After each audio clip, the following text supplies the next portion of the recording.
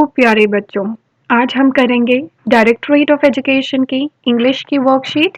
ये है क्लास 3 के बच्चों के लिए 5 तारीख की वर्कशीट है 125 नंबर की।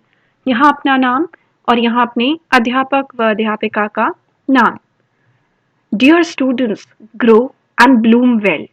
Even the biggest tree begins life as a tiny seed. Do you want Do you want to know how?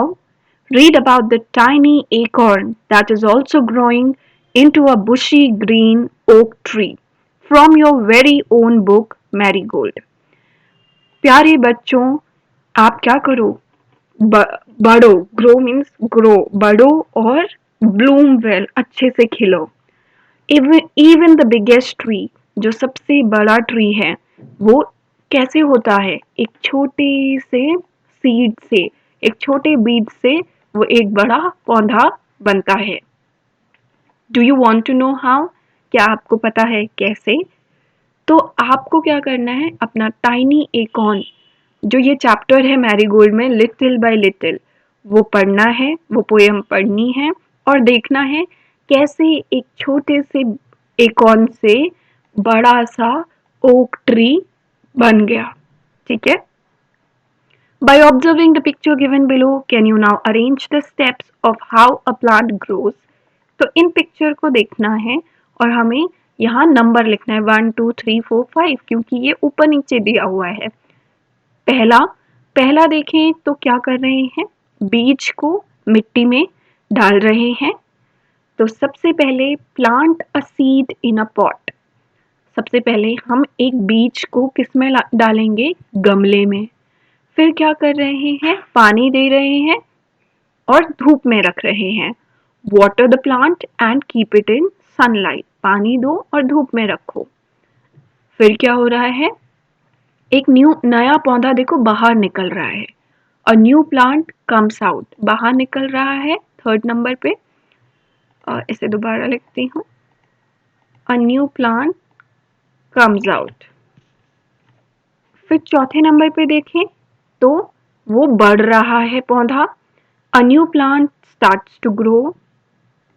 आखिरी में क्या हुआ, फूल लग गए और पत्ते आ गए। Leaves and flowers appear on the plant. ये हो गया 5वें नंबर पे। You have colored different parts of a plant in the previous worksheet. आपकी पुरानी वर्कशीट में आपने different parts of plant को कलर किया था।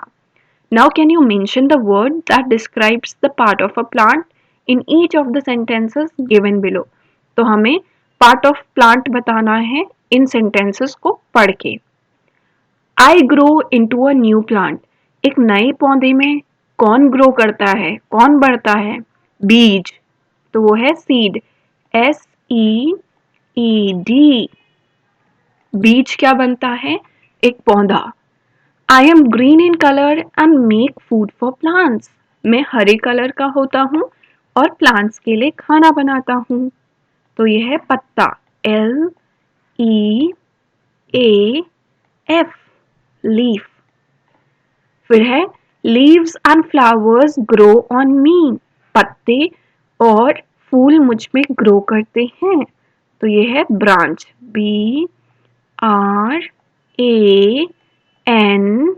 BRANCH, branch. The following picture tells a lot about what trees gives us. ये picture हमें बताता है कि पेड़ हमें क्या क्या देते हैं। Observe the image carefully and write about the same in the space provided below. इस पिक्चर को ध्यान से देखो और यहाँ पे लिखो क्या क्या पेड़ हमें देते हैं। Trees give us, पेड़ हमें देते हैं। तो देखो ये लगे हैं फ्रूट्स, फल, तो पेड़ हमें देते हैं फ्रूट्स, FRUITS, फ्रूट्स। ठीक है, ये है यू, फ्रूट्स। और क्या देते हैं, ये दवाइयाँ, मेडिसिन, MEDICINE,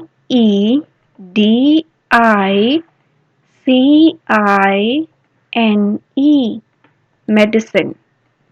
और क्या देते हैं, सब्जियां, वेजिटेबल्स, VEGETABLES, VEGETABLES वेजिटेबल्स। ये देखो ऑक्सीजन ले रहा है तो OXYGEN ऑक्सीजन। और अगर यहाँ देखेंगे तो ये घोंसला बना है, मतलब चिड़ियों का घर है, तो घर हो गया, हमें ये देता है शेल्टर, SHELTER,